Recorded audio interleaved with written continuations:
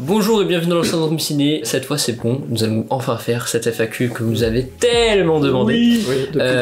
Oui, parce qu'on a passé le cap des 500 abonnés et on vous remercie et on vous souhaite la bonne année déjà. Et puis qui dit 2025 dit 2025 abonnés. Donc bienvenue à nos futurs abonnés, j'espère. Allez. Plus que 1700. Il s'est pas compté. C'est pas grave. Et bienvenue aussi dans ce nouveau décor que nous avons créé de façon rapide. Voilà. Donc c'est en préparation, donc il y a encore des petites étapes à faire et ne vous inquiétez pas. Mais globalement, on se retrouvera peut-être dans un décor similaire, en gros, sur les prochaines vidéos. Qu'en pensez-vous? Dites-le nous dans les commentaires. On verra. Merci. Voilà. Mais du coup, il y a quelques semaines, on vous a demandé si vous avez des questions pour nous par rapport à la chaîne, par rapport à notre vie ou quoi que ce soit, n'importe quelle question en foot, etc. Bon, on n'a pas de questions foot, dommage. Mais du coup, nous allons répondre à vos questions une par une et on commence par la première question. Première question, comment allez-vous, la base de la base? Comment vous avez trouvé l'année 2024? Ça a été pour vous? C'était vraiment une année de merde. C'était riche, il y avait plein de choses. Oui. Voilà, du bon, du moins bon. Et... c'est ça. J'ai pas de commentaires très pertinents à faire là. Est-ce qu'on parlerait pas de Beyrouth? Non. Est-ce que vous faites des études de cinéma? Si oui, est-ce que c'est là que vous vous êtes rencontrés?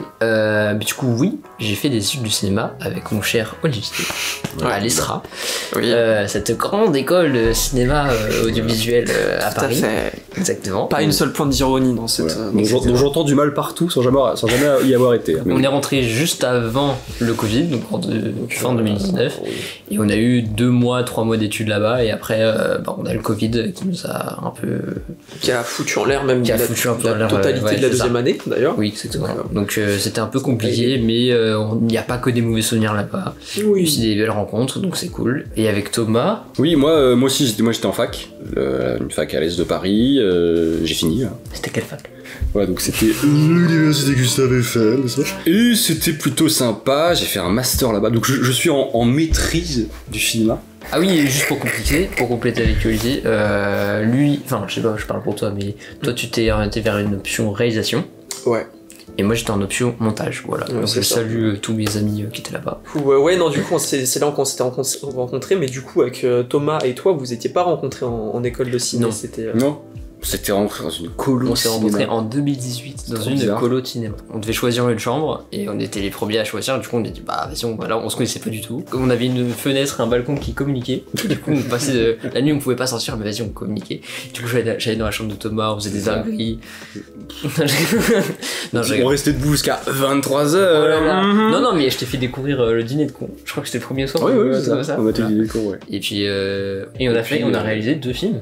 Puis voilà. Un chacun, c'est ça. En groupe, et on vous les mettra sur la chaîne. Voilà. Oui, ou pas, mais non. Thomas a quand même un rôle assez. Mais attends, mais je crois que vous avez disparu, hein. Est-ce que vous avez tout fait, hein. Non, il les a toujours. Est-ce que vous avez jamais rêvé de voir Thomas torse nu en train d'essayer de faire le Cro-Magnon? Oh non. Qu'est-ce qui vous a fait sauter le pas de créer cette chaîne? Alors, ouais, c'est ça. Déjà, il y a eu la création de chaîne qui s'était faite, mais je crois relativement tôt quand on était à l'Estra.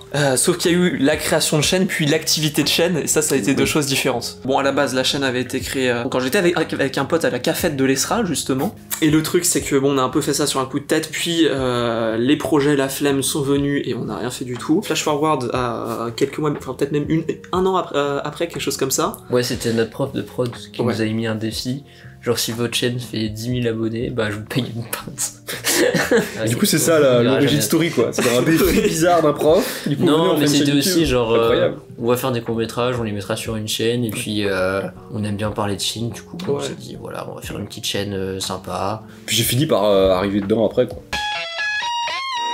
Comment avez-vous trouvé le nom de la chaîne?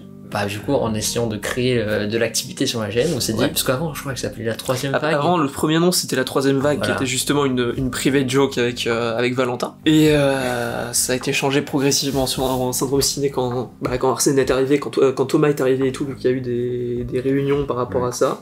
Oui c'est ça, on se demandait comment on peut appeler ça, on a cherché, des zooms. Ah, mais du coup Syndrome Ciné, je sais plus comment. Bon, je crois que c'est moi qui avais trouvé le nom. Oui je crois que c'est ça. Je pense que oui. Il y avait d'autres noms, je sais plus. Ouais, faudrait retrouver. Je crois qu'il y a un Google Doc qui est toujours dispo. Non, je pense qu'il a disparu. Dans nos archives. Et ouais, il y a beaucoup de noms. À quand le retour de Val? Jamais, non. Ouais. Enfin, Non, c'est en fait, ouais, c'est compliqué. c'est compliqué pour Val vu qu'il est plus sur Paris et qu'il bosse dans d'autres trucs. Donc en vrai, peut-être qu'un jour il reviendra sur Paris et qu'on refera des trucs. Ou peut-être, parce qu'on s'est dit qu'on allait peut-être faire des nouvelles choses cette année et notamment des lives peut-être plus souvent pour discuter avec vous et puis entre nous aussi à distance parce qu'on n'est pas toujours tous les trois ici. Du coup, bah s'il y a la possibilité qu'ils viennent en live, ouais, c'est possible. À distance, c'est possible. Voilà. Est-ce que ça vous arrive de revoir des anciennes vidéos et de ne plus être d'accord avec vous-même? Oui. Un peu. C'est pas être totalement désaccord, mais juste dire ouais, on a un peu abusé sur ça, ou alors juste on voulait faire les gars qui disent des trucs un peu très négatifs de façon un peu punchy. Après, je pense que c'est surtout des petits détails. Il y a des moments, forcément, oui, tu regardes un film et tu te dis changer drastiquement d'avis. Non. Ouais. En vrai, je pense pas non plus, mais c'est plus changer par exemple des films qui sont passés de très bons à juste bons ou de mauvais à un peu moins mauvais, ou des moments où tu te dis ça pour le coup c'est un peu plus défendable, ou alors là j'ai peut-être pas assez creusé, peut-être des petits trucs comme ça. Oui, mais en vrai, ce serait globalement de cet ordre-là. Il me revient pas en tête, sur cette vidéo, on s'est planté. Et donc, désolé les fans de Dune 2, on n'a pas changé d'avis. Depuis le début de la chaîne, quel film a été la plus grosse déception et la plus grosse surprise? La plus grosse déception, en vrai, je pense Le Garçon et le Héron. Ça, oui. Ouais, Le Garçon. Non, là, je suis d'accord. Je me souviens, on a été voir ensemble Killers of the Flower Moon et il y avait la bande-annonce du Garçon et le Héron et à chaque fois on se regardait en mode ça a l'air trop stylé et tout, et le retour de Miyazaki. Plus une sorte un peu de best-of. C'est ça, il y avait plein de couleurs, ça faisait du bien. Ouais. Et on allait voir, on était c'est chiant un peu, genre c'est con parce qu'il manque pas grand chose à chaque fois pour qu'une scène soit hyper intense en émotion. Mais du coup, non, ça a été une grosse giga déception, Garçon et le Héron. Même si le film a des qualités quand même. Et la plus grosse surprise... Personnellement, je pense que ça avait été les feuilles mortes d'Aki Kaurismäki à l'époque, on était allé le voir parce que attendais rien du tout et que finalement ça avait été une très très très bonne surprise. Et sinon, moi non, parce que je connaissais un peu le style et que moi j'ai... Et sinon, il y en a un dont je me souviens qu'on y était allé en entraînant les pieds, c'était Beetlejuice 2. Voilà, c'est ça. On était vraiment ça va être affreux, ça va être atroce et tout. Finalement, même si c'est un peu positif. Alors, il y a des trucs à dire. Ouais, scénario. Clairement. Oui, bon, il y a des... Mais en vrai, oui, je réfléchis là, mais... Parce que moi, la zone d'intérêt, je sentais que ça allait me plaire. Pas à ce point-là, mais je sentais que ça allait me plaire, donc c'était pas très surprenant. En vrai, j'ai réfléchi là. En vrai, oui, en vrai. Et puis, attends, surprise d'autre sens. Bizarrement. Au sens où il y avait plein d'avis négatifs, mais finalement c'était pas si terrible que ça. Emmanuel. Vous allez voir les films ensemble ou vous les regardez séparément et vous vous retrouvez pour filmer? Et bah ça dépend. Des fois oui, des fois non. Le plus souvent on se rejoint, on essaye d'aller voir en première parce que du coup ça nous laisse plus de temps pour digérer le film et en parler plus sereinement. Et puis aussi pour que la vidéo sorte le plus tôt possible après la sortie. Oui, c'est ça. Non mais non, aussi pour qu'on laisse. Oui, aussi pour qu'on ait plus de temps. Ouais. Mais oui, c'est vrai. Mais du coup sinon, donc on les voit ensemble, mais des fois on peut pas, des fois on se démerde du calendrier, du coup on les voit chacun de notre côté, mais du coup on peut pas en parler et on découvre nos réactions en tournant la vidéo, on se dit rien, ou alors on se lance des petits pics en mode t'as aimé et tout, mais on sous-entend des choses pour leur faire croire qu'on a aimé ou qu'on n'a pas aimé tel truc. C'est pour ça que des fois il y a nos vraies réactions en live de t'as aimé, c'est ça ton vrai avis, le bâtard. Ça avait été ça pour Fablemans ou pour Batman. Oui, donc des fois oui, des fois non. Ouais, exactement. Répondre synthétiquement. Est-ce que vous avez une équipe qui vous aide sur le tournage et au montage? Ouais, alors on remercie Jean-Loup, Marine.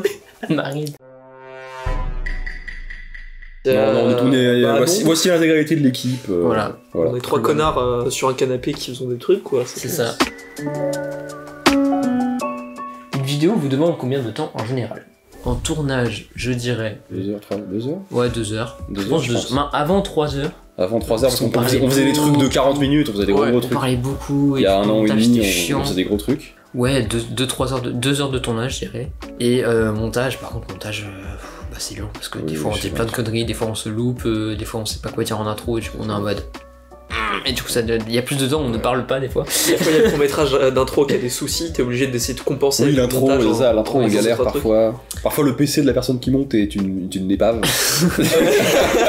Mais du coup, montage, ça peut prendre au plus rapide une demi-journée.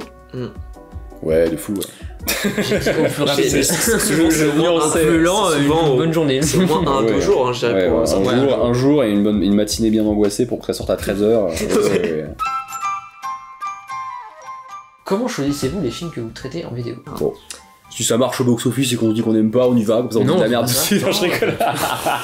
Forcément, mais en vrai on a fait un peu l'erreur au début de la chaîne, c'est qu'on s'est dit on va faire des vidéos sur des films que tout le monde va voir et que du coup ça va ramener un peu de gens pour se faire un peu connaître, etc.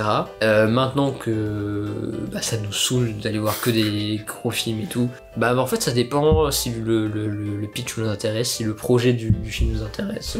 Oui c'est ça, c'est en mode... forcément on va parler de la Palme d'Or tous les ans. Alors on essaye. Mais bon, des fois, il y a tel gros film, on se dit, bon, on est un peu intrigué, mais pas tant que ça, mais vas-y, il n'y a pas grand chose d'autre, allons voir celui-là. Et puis parfois, c'est tel gros film, on a trop envie de le voir, alors on y va. Parfois, c'est un... Puis il y a aussi le bail des calendriers en début d'année où il y a des fois on se fait un petit zoom ou un Google Meet histoire de se dire tiens est-ce qu'on fait pas, on verrait pas aller voir ça et donc ça. On se projette un peu sur qu'est-ce qu'on voit en juin. Et en septembre on sait absolument plus du tout ce qu'il faut qu'on aille voir. C'est ça. Parce qu'entre temps il y a des petits films qui sont apparus qui ont mis le bordel. Exactement, oui, parce qu'il y a les films qui ont été annoncés puis après il y a des trucs qui se rajoutent au dernier moment, donc c'est en mode ah merde. Est-ce qu'on pourra voter les films, genre de films que vous traitez? Plus jamais. Bien sûr. Hey, you are fighter. Plus jamais, c'est terminé. C'est fini la démocratie interne, ça dégage. On avait testé ça avec Astérix, je sais plus ce qu'il y avait, je crois qu'il y avait Fableman aussi en proposition, et vous aviez voté pour Astérix, et là on s'est dit, oh merde, on va devoir aller voir ça, mais finalement, merci à vous. Meilleure vidéo de la chaîne en termes de vues. Oui, c'est vrai. Toujours, d'accord. C'est vrai. Donc, après, sur ça, je me dis, il faudrait peut-être qu'on aille retenter une fois de temps en temps. Donc on le fera plus souvent. Juste soyez au rendez-vous, quoi. On n'est pas 5 votes. Oui, non, c'est trop lourd. C'est qu'il n'y ait pas 5 connards qui votent mal. On fera ça sur Insta et Twitter, et enfin sur tous les réseaux, comme ça, ce sera plus partagé. Donc suivez-nous sur Insta, TikTok. Exactement. Et Twitter. N'est-ce pas? Avez-vous prévu de faire des reviews sur d'autres supports audiovisuels? Non. Alors, est-ce qu'on a prévu des trucs sur d'autres supports audiovisuels? Ça dépend des gens sur la chaîne. Personnellement, oui. Ensuite, il y a les prévoir et les faire, qui sont deux trucs différents. J'ai déjà tenté de faire un truc chez moi. Vous n'imaginez pas à quel point c'est chiant de se filmer en face cam seul, avec 2-3 LED en arrière-plan. Je n'imagine pas à quel point j'ai envie de voir les rushs. Donc voilà. Il y a des projets, il faut juste les ça devrait arriver normalement. Un jour, dans un an. Quels sont vos prochains projets pour augmenter votre notoriété? Ça c'est ton frère ça. C'est mon petit frère ça. Bon, est-ce qu'on a besoin de notoriété? On est déjà assez connus je pense. Du coup on a déjà plein de projets, on fait déjà des petits edits Insta et TikTok. Déjà on s'est mis sur TikTok. Sur TikTok. Moi j'ai toujours pas téléchargé TikTok parce que j'aime pas, c'est tout. Oui voilà, on s'est mis sur TikTok, on commence à faire des trucs dessus, faut qu'on en fasse plus. Et puis la strat de moins se forcer à avoir des gros films, peut-être que ça ramènera de nouvelles personnes aussi. Parce que toutes les fois où on se force à aller voir tel gros film qui nous intéresse pas ou pas beaucoup, et typiquement de dire des choses Wolverine, je pense qu'on ne fera plus. Non mais sinon voilà, à la place, typiquement à la place d'aller voir ou l'équivalent de l'année prochaine de la place, genre un gros blockbuster qui nous intéresse pas en juin, peut-être qu'à la place de voir ça, on ira voir un film plus petit qui nous intéresse plus, et ce sera peut-être un créneau où il y aura moins de youtubeurs ciné pour en parler, il y aura d'autres personnes qui viendront. Il y aura un autre public. Donc on deviendra plus famous en faisant des films plus mais du coup, underground finalement. Aussi le projet des lives. Enfin, c'est toi, et des lives, moi j'ai très envie de blablater 3 heures en mode venez, on parle de tel film, de tel réal chelou, et en mode pour tel jour on fait tel live. J'ai des idées en mode essayez d'aller voir des films de machin et on en parle à tel jour, telle heure. Ça peut être rigolo ça. Et un autre projet aussi, c'est de faire aussi des petits feats avec d'autres youtubeurs ciné. Et prochainement, on devait faire Gladiator 2 avec Mousine Paris, je sais pas si vous connaissez. Qui est un compte ciné qui met tout le programme des cinémas du quartier latin tous les jours, dispo sur Instagram, qui est donc hyper utile pour les Parisiens, mais malheureusement ça s'est pas fait, mais on espère pouvoir le faire une autre fois avec elle, sur un film d'horreur, parce qu'elle tient donc un podcast, on vous en a déjà parlé, et voilà. Voilà pour la fame. Voilà pour les différents projets. Voilà pour le buzz. Voilà. Autre qui sera le nom. Un film que vous rêvez d'analyser sur la chaîne, mais les deux autres font blocus. Je sais pas si ça existe. Blocus sur rien. Mais en vrai, on fait ce qu'on veut. C'est juste, on est un peu en mode, tiens, celui-là, j'ai la flemme de le faire pour les sorties, mais c'est vraiment les sorties récentes, quoi. C'est pas des trucs en mode, j'ai très envie de parler de ce film-là. Je sais que l'autre l'aime pas, mais de toute façon, on est libre de faire ce qu'on veut sur cette chaîne. Oui, et puis maintenant, on a des recos en début. On est tout seul face cam, où j'ai vu tel truc, c'était super, les autres l'ont pas vu, on peut pas en faire une vidéo, c'est pas grave. Mais il n'y a pas de système genre de lutte intestine au sein du trio pour savoir quel film sera analysé. On finit par se mettre d'accord sur on va voir ce truc. Pour le moment, on s'entend bien. Ça va. Il y a des petites piques de temps en temps, on s'entend bien. Toujours, ça. N'est-ce pas De la synergie. Le film que vous auriez aimé réaliser. Oh là là là là. Hot Boy, définitivement. C'est voilà. Ou Evangelion, mais c'est pas un film, c'est une série. Mais voilà. Je réfléchis. Goodbye Dragonine de Tsai Ming-liang.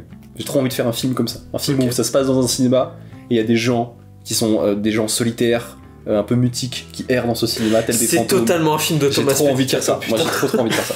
Et bah moi, bon, désolé, hein, mais je vais dire Whiplash. Parce que j'ai même pas pensé tellement c'est évident. Et peut-être aussi Les Demoiselles de Rochefort aussi. Oh, parce que j'aime bien cette ambiance, j'aime bien comment il a. Bon, en fait, c'est juste Jacques Demy, il a fait un truc de fou, donc je pourrais jamais faire ça, mais juste j'aime bien l'ambiance qu'il a mis dans le film et. Je sais pas, c'est solaire, ça met une humeur et tout. Donc, tu aimes Les Demoiselles de Rochefort écrit en alexandrin. C'est ça. Donc voilà. Une réplique qui vous reste en tête. Maintenant, on avait déjà réfléchi à la question, c'est pour ça. Mais sinon, j'ai oublié ce que j'avais trouvé. Barrez-vous compte de mime. Oui, voilà. C'est de la merde. Voilà, c'est cool. Mais non, moi j'ai pas d'idée.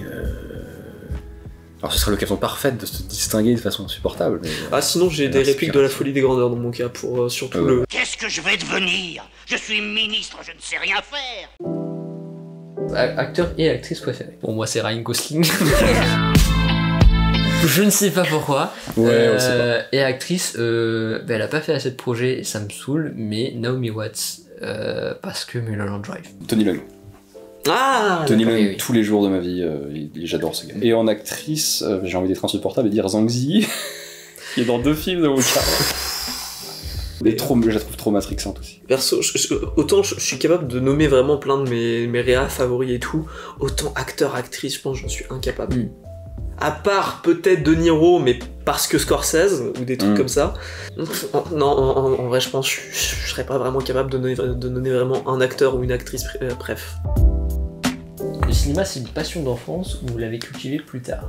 Est-ce que c'est déjà une passion de cinéma quand on a 8 ans? Moi je crois un peu. C'est juste pas tout à fait la même. Est-ce que c'est une passion de cinéma? Bah, au début, quand on est gamin, on regarde forcément des Disney, des Pixar au début, et puis un jour, notre père ou notre mère nous montre un film qui va tout changer.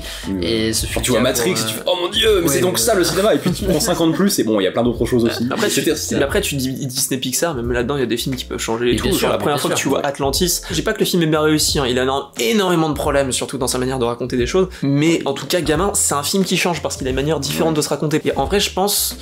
La passion du cinéma, en tout cas pour moi, et je pense aussi un petit peu pour vous deux sur certains points, ça nous est peut-être, tu disais, ça nous est venu un peu enfant, mais c'est différent, je pense que c'est assez vrai, c'est un truc qui évolue au fur et à mesure du temps, quoi. Mais c'est vrai que oui, moi je pense que j'y repense là très tôt, je suis déjà complètement con avec des films, je suis vraiment con. Je pense que très tôt je suis vraiment débile, j'ai déjà le syndrome ciné, MDR, abonnez-vous. Est-ce que vous souhaitez exercer un métier dans le cinéma? Si oui, lequel? Moi, du coup, je suis très attaché au montage depuis très longtemps, depuis que je fais de la batterie en fait. Et en fait c'est un peu le sous-réalisateur, c'est vraiment il y a le réalisateur et puis il y a celui qui va mettre en forme tout ça, qui va gérer le rythme, gérer la rapidité des répliques, etc. Moi c'est ce métier-là qui me passionne. Puis tu t'apprends un peu tout, t'apprends un peu comment il a choisi le cas, comment il a écrit son scénario, tu bosses un peu avec un peu tout le monde, et puis en même temps t'es tout seul dans une salle et puis tu essayes de construire un film, donc c'est ça qui me passionne. Bon, moi je suis au stade, plus tard je serai réalisateur de long métrage. Donc pour l'instant oui, pour l'instant je serai cinéaste. Je ferai des films probablement plus je grandis, plus ce que j'ai envie de faire, c'est des trucs un peu chelous qui vont pas se vendre aussi bien ou qui seront pas si vus que ça. Donc on va voir comment j'en vis. Ouais, réalisateur, alors de long métrage ou pas là, pour l'instant je bricole des films un peu courts, mais pourquoi pas de long métrage, ouais. Donc on va dire réalisateur, oui. Bon, alors en vrai, en entrant en école de cinéma, ou aussi en commençant le syndrome ciné, bon, j'avais aussi envie de devenir réalisateur, etc. Comme nous tous, quoi. C'est un des syndromes récurrents. Ouais, voilà. Un des syndromes. Bon, depuis, enfin, j'ai taffé comme monteur et tout, etc. Mais en vrai, quand on a fait le syndrome ciné, ouais, j'ai envie de taffer dans le cinéma, maintenant plus du tout. c'est plus spécialement le milieu qui m'intéresse, etc. On a dégoûté. Beaucoup, enfin je sais pas, j'en ai eu un peu marre, et aussi, enfin ça va dans une logique où je me mate moins de films, je suis moins attaché à ça, bon, et je garde toujours ça dans un coin de la tête, mais en vrai non, je me vois vraiment plus bosser là-dedans, et c'est peut-être dû aussi en partie au premier taf que j'ai eu qui m'a laissé sur les genoux, mais non, c'est plus ce qui aujourd'hui me fait vraiment vibrer. C'est d'autres trucs, mais c'est plus ça. Votre top 3, tout simplement. Apocalypse Now Redux, Goodbye Dragonin, 2046 de Wong Kar-wai. Allez. Et bah, attends, t'as fait 3-2-1 ou t'as fait 1-2-3 J'ai fait 1, 2, 3. Ok, bah, Cinéma Paradiso, Les Temps Modernes et Le Bon, la Brute et le Truand. Mulholland Drive, film préféré, changer plein de trucs. Old Boy parce que monstre sacré, film de fou. Et The End of Evangelion parce qu'il faut bien parler d'Evangelion, et puis voilà. Des analyses de films d'animation bientôt sur nos écrans. Bah en vrai c'est déjà le cas. Ça a déjà été le cas, c'est juste que c'est pas ce qu'on fait le plus. C'est juste on a fait ça une fois. On a fait le Miyazaki, c'est Flo en Reco. Mais oui, pour l'instant, voilà. Donc c'est déjà le cas, mais en vrai il y a beaucoup moins de films aussi d'animation qui sortent que de films live action. Enfin, je veux dire que ça prend tellement plus de temps et il y a tellement moins de gens qui veulent mettre de l'argent dans ce genre de projet. Cher, donc c'est en mode oui, mais oui, film d'animation, on essaiera d'en faire plus si vous voulez, y a pas de problème. Voilà. Un film que vous détestez et qui est encensé par la critique publique. Enfin récemment il y en a eu pas mal là. Bah, déjà The Batman, je trouve qu'il est toujours très apprécié alors qu'en vrai le film est assez mid. Merci.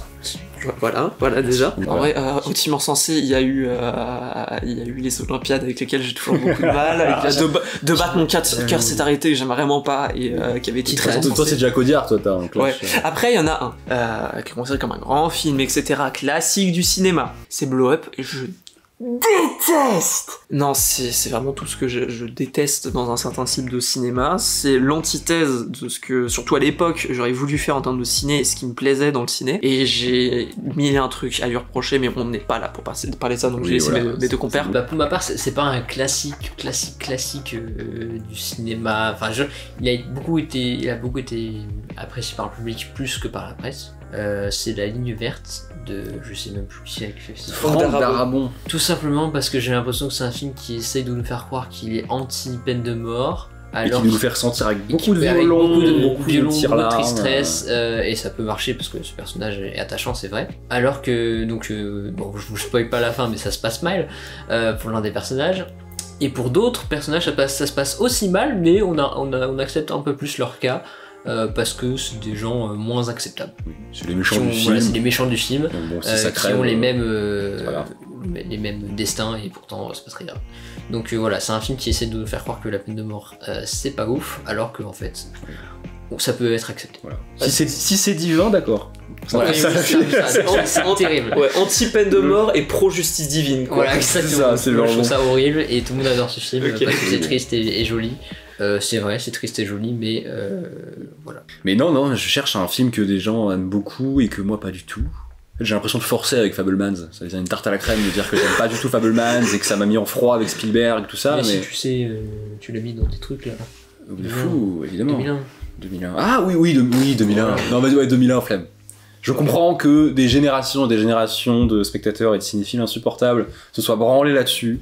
Maintenant, c'est bon. On peut refermer la braguette et aimer d'autres films et considérer qu'il y a des films qui sont très très bien aussi, qui sont peut-être que ce truc chiant et pompeux plus que moi, c'est quand même dire ce que c'est. Mais bref, mais c'est intéressant, hein, tant mieux que des gens l'aient aimé pour faire des films mieux. Voilà. Mais sinon, ou non, je crois que c'est tout. Oula. Qu'est-ce qui est essentiel pour trouver un film réussi ? Un film réussi, pas un film forcément excellent. Ouais, juste un truc réussi. Bah en vrai, c'est formel ce que je vais dire, mais je pense qu'à partir du moment où t'as un truc qui est correctement écrit, qui joue correctement, avec un montage qui passe, c'est déjà réussi. Ça passe déjà la moyenne, quoi. Ça passe entre guillemets la moyenne. Ça peut donner un truc, tu sais, qui est juste correct ou qu'on voit tous les jours à la télé, mais c'est un truc formellement en tout cas qui est réussi. Maintenant, un film qui est vraiment excellent, c'est aussi, je pense, c'est un truc qui va te faire vivre vraiment des émotions, qui a des trucs exceptionnels, qui a un montage qui est vraiment soutenu ou recherché, et surtout aussi qui a une mise en scène de zinzin, quoi. Parce que tu peux avoir parfois quelques largesses scénaristiques qui peuvent être excusées si, je sais pas moi, t'as une mise en scène qui est Oui, à qui tomber prend, par quoi. terre ou Genre, quelque si chose comme ça. la scène est un peu chelou en termes de scénar, que ça arrive un peu trop vite dans le scénario, mais que en termes de plan, ça s'agence bien et que ça te fait T'as ressentir une quelque magie chose. qui se passe à l'écran, ça peut être accepté. Non, bah moi il y a un critère que je reprends souvent dans les vidéos, c'est est-ce qu'il y a des scènes dont je vais me rappeler et qui vont m'aider à écrire après ou juste à devenir une référence. Est-ce qu'en sortant je vais me dire ouais j'ai vu un truc qui m'a cassé la gueule quoi. Typiquement Annette, Ouais. voilà, ça fait un film que j'ai pas trop aimé mais il y a une scène qui a tout changé et que je trouvais vraiment incroyable. Voilà. Non, moi Donc, je sais pas y a trop. ça. Moi c'est c'est une drôle de question. Bah, je pense que oui, ça doit être une histoire de réaction chimique un peu miraculeuse. Je pense que c'est ça un film réussi ou un bon film. C'est le truc où, enfin pour moi c'est ça je pense. Vos plaisirs coupables. En vrai, hein, les Marvel, en vrai. Enfin, je les supporte de moins en moins, mais je suis quand même content d'en T'es voir capable un. d'y retourner Ouais, de temps en c'est ça, temps quand ouais, même. ouais. En voir à part les gardiens, pas vraiment. C'est vrai. Mais Mais découvrir. réessayer de temps en ouais, c'est temps. ça, ouais. Oui, je vois. Plaisir. Non, moi j'ai pas trop. Bah, Après moi je suis un. Vrai. Moi je suis un connard au point où j'ai pas une culture des nanars même.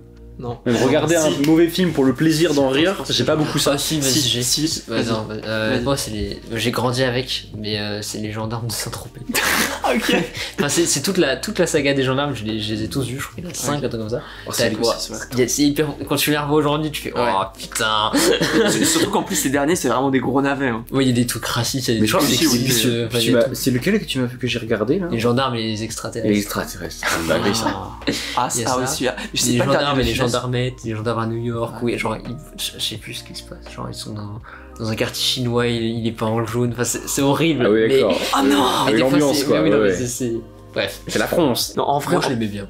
en plaisir coupable, Commando qui a été fait par je sais plus qui avec Arnold Schwarzenegger. Oh mais le kiff. C'est en soi on tape vraiment dans le nanar, mais d'un autre côté il y a des moments où le film ne se prend pas au sérieux et ça évite comment dire le phénomène de fatigue parce que quand tu vois un nanar il y a des fois où tu sais tu c'est rigoles lassant, comme pas c'est possible lassant. pendant 20 minutes et tu sais au bout de 40 minutes tu t'habitues à l'humour, t'en as vraiment marre et tu dis c'est bon une prochaine fois. Mais alors Commando, franchement tentez-le, c'est débile au possible, il y a un méchant qui manque de charisme et surtout il y a matez-le en VF parce qu'en VF il me semble que c'est le doubleur de Buzz l'éclair qui double Arnold Schwarzenegger et ça vaut Christophe Darbois là. ah, ça vaut vraiment c'est pas Richard Darbois Richard. et Ouais, ça vaut ça me fait son pitié. pesant de cacahuètes où tu vois sortir des trucs du genre Tu te souviens, Sully? Je t'ai promis que je te tuerais le dernier. C'est vrai, Patrick, c'est ce que t'as dit. Je t'ai menti. non c'est tellement con, c'est vraiment extrêmement drôle dans Commando, c'est je pense mon plus gros plaisir coupable, c'est vraiment débile. Ok. C'est génial. Mais je crois que j'en ai pas moi, en vrai de vrai. Avez-vous d'autres passions dans la vie? Non, je passe la journée à regarder des films, je ne fais que ça. Là je perds du temps sur cette tournage alors que j'aurais pu regarder Satan Tango de 7h30. Dans moi d'autres passions, je suis un gauchiste qui s'intéresse à la politique. J'aime bien, je me remets un peu à la littérature vite fait et j'aime bien vite fait le jeu vidéo mais je joue pas beaucoup. Bah moi ça sera le football et le sport en général. J'adore ça. J'en fais beaucoup moins, ça se voit.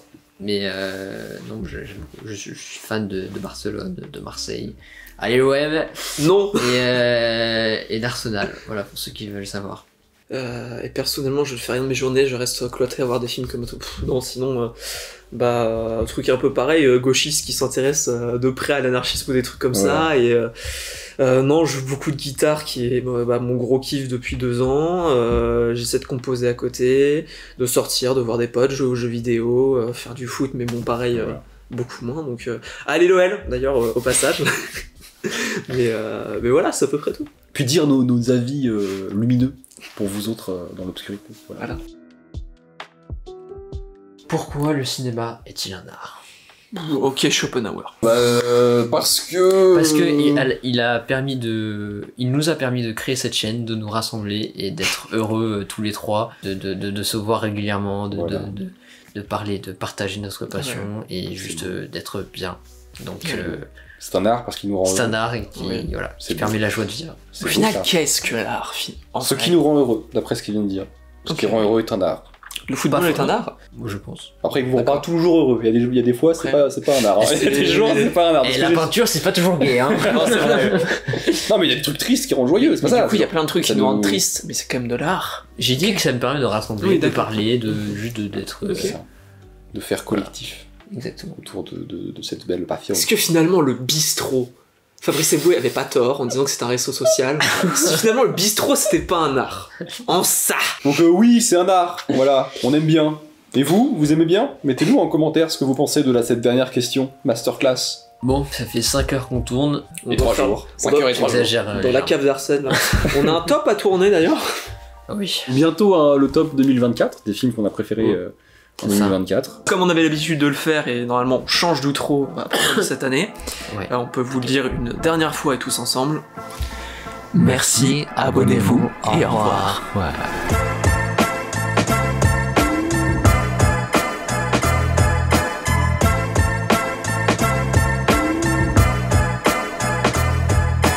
Merci, abonnez-vous et au revoir. C'est terrifiant, j'adore. Bref. C'est une fin de tournage, non? C'est une fin du premier tournage. Oui. Et je coupe le son.